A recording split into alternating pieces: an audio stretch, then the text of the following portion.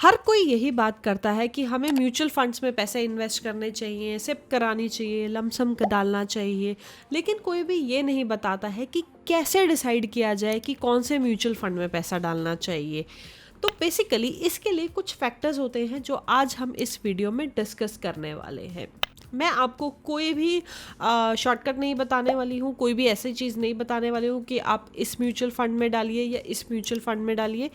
मैं आपको ट्रिक्स बताने वाली हूँ कि कैसे डिसाइड करें कि कौन सा म्यूचुअल फंड आपके लिए बेटर है, ताकि आप खुद डिसाइड कर सकें। तो सबसे पहला जो फैक्टर होता है जो हम चेक करते हैं म्यूचुअल फंड्स के लिए, वो होता है expense ratio.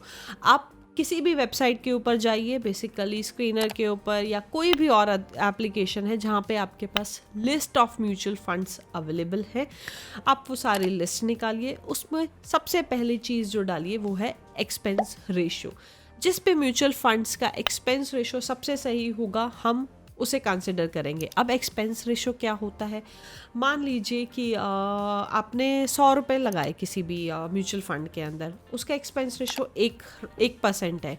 So that means आपके 100 रुपये पे 1 रुपये का खर्चा हुआ, जो कि म्यूचुअल फंड कंपनी जो AUM है वो आपसे चार्ज करेगा। यानी कि वो आपके 100 रुपये की जगह 99 रुपये 99 रुपीज़ जो है उस फंड में इन्वेस्ट कर देगा और 1 रुपये जो है वो अपने खर्चे पानी के लिए रख लेगा। वो होता है एक्सपेंस रेशो। दूसरी चीज़ जो हम चेक करते हैं वो होती है एग्जिट लोड, कि जब हम उस म्यूचुअल फंड को बेचेंगे तो उसके ऊपर एग्जिट लोड कितना लगेगा। फॉर एग्जाम्पल, कई म्यूचुअल फंड्स बोलते हैं कि अगर आपने ये म्यूचुअल फंड लिया है तो उसके अंदर 7 दिन में अगर आप उसको सेल कर रहे हैं तो उसके ऊपर एग्जिट लोड लगेगा 1% का। या फिर अगर आप 6 महीने में उसको सेल करेंगे तो आपके ऊपर कोई एग्जिट लोड नहीं लगेगा। जितना कम एग्जिट लोड होगा उतना आपके लिए बेनिफिशियल होगा। यानी कि अगर सपोज आपने बहुत सारा अपने 50,000 का फोलियो बना दिया है, उसके ऊपर 1% का अगर एग्जिट लोड होगा तो ऑब्वियसली वो अमाउंट ज़्यादा होगा। इसीलिए एग्जिट लोड और एक्सपेंस रेशो ये दोनों ही हमेशा जितने कम हो उतना आपके लिए अच्छा है। तीसरी चीज़ हम चेक करते हैं AUM। AUM क्या होता है कि उसका बेसिकली फोलियो कितना है, कितना उसका साइज है, उस म्यूचुअल फंड का एसेट अंडर मैनेजमेंट कितना म्यूचुअल फंड का साइज है। यानी कि वो 500 करोड़ के फंड को हैंडल कर रहा है, 1000 करोड़ के कर रहा है, 2000 करोड़ के कर रहा है। मेक श्योर कीजिए कि वो जो है लगभग 500 करोड़ से तो ज़्यादा ही हो। जो फंड्स छोटे से छोटे होते हैं जैसे कि 50 करोड़ के, 60 करोड़ के, ऑब्वियसली वो भी अच्छे रिटर्न्स देते हैं, लेकिन उसको सेल करना कंपैरेटिवली थोड़ा सा डिफ़िकल्ट हो सकता है। इसलिए हम ये चेक करते हैं कि वो जो फंड मैनेजर है वो ज़्यादा फोलियो को, एक बड़े फोलियो को हैंडल कर रहा हो एंड उसका कंपैरेटिवली जो रिटर्न्स है वो ठीक हो। तो तीसरी चीज़ होती है हम AUM चेक करते हैं। चौथी चीज़ हम चेक करते हैं उसके रोलिंग रिटर्न्स क्या है। अब रोलिंग रिटर्न्स क्या होते हैं? रोलिंग रिटर्न्स होते हैं कि उसने कितना कंसिस्टेंटली जो है वो परफॉर्म किया है। फॉर एग्जांपल, हमें ऐसे फंड्स नहीं चाहिए जिसका रोलिंग रिटर्न्स जो था पिछले साल लेट सपोज 22% था, उससे पहले 5% था, उसके पिछले साल 0% था, इस साल जो है वो 6% ही है। तो ये हमें नहीं चाहिए। हमें एक कंसिस्टेंट प्लेयर चाहिए। यानी कि अगर पिछले साल 11% दिया है, उससे पिछले साल भी 12% दिया है, उससे पहले भी 10% दिया है, दैट मीन्स कंसिस्टेंसी होनी चाहिए उस फंड के अंदर। अगर वो एक कंसिस्टेंट प्लेयर है तो वो आपके फोलियो को बैलेंस रखेगा, आपके लॉस को कम रखेगा, वो मैनेज करेगा आपके फोलियो को प्रॉपरली।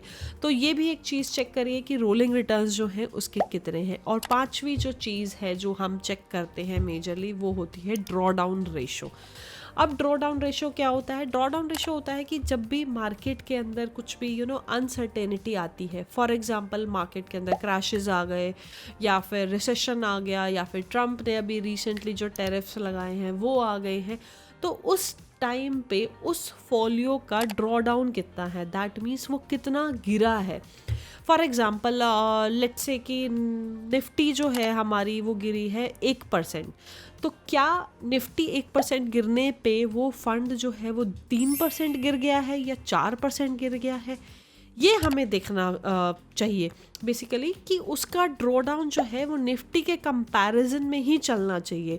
फॉर एग्जांपल कोविड के टाइम पे कुछ फंड्स ऐसे थे कि निफ्टी गिरी थी, लेट सपोज 25% या 30% तक, इनफैक्ट 40% तक भी गई थी।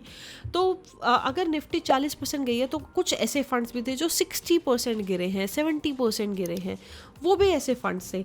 तो हमें उन फंड्स को अवॉइड कराना है। अगर सपोज निफ्टी हमारी 40% गिरी है तो हम कोशिश करें कि वो फंड चूज़ करें कि जो कि 40% गिरे हों या 45% गिरे हों, यानी कि निफ्टी को वो पैरेलली चला रहे हों।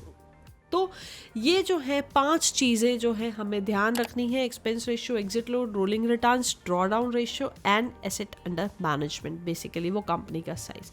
अगर आप इन 5 चीज़ों को ध्यान में रख के फोलियो को अपने मैनेज करेंगे और म्यूचुअल फंड्स को चूज़ करेंगे तो आपका पैसा जो है वो बहुत ही मिनिमल रिस्क पे मार्केट में लगेगा। एंड अगर आप लोगों को इसके ऊपर एक बहुत ही डिटेल्ड वीडियो चाहिए कि कैसे हम एप्लीकेशन पे जाके उसकी लिस्ट निकाल सकते हैं और कैसे हमें फिल्टर्स लगाने हैं, रोलिंग रिटर्न्स, ड्रॉ डाउन्स, इन सब चीज़ों के ऊपर, तो please do let us no in the comment section so that हम एक अगला वीडियो जो है वो पूरा डिटेल्ड वीडियो बनाएं कि आप कैसे जो है ये सारे फैक्टर्स को निकाल सकते हैं एंड यूज़ कर सकते हैं अपना फोलियो खुद बनाने के लिए एंड खुद चूज़ करने के लिए कि आपके लिए कौन सा म्यूचुअल फंड सही है। And please let us no अगर आप ये भी जानना चाहते हैं कि हमारा म्यूचुअल फंड फोलियो क्या है, हमने कहाँ पे इन्वेस्ट किया हुआ है, तो please let us know as well. हम कोशिश करेंगे कि आपकी जितनी जल्दी हो सके, जितनी ज़्यादा हो सके हेल्प करें उस चीज़ में। And stay tuned with us for more such updates and thank you so much for joining.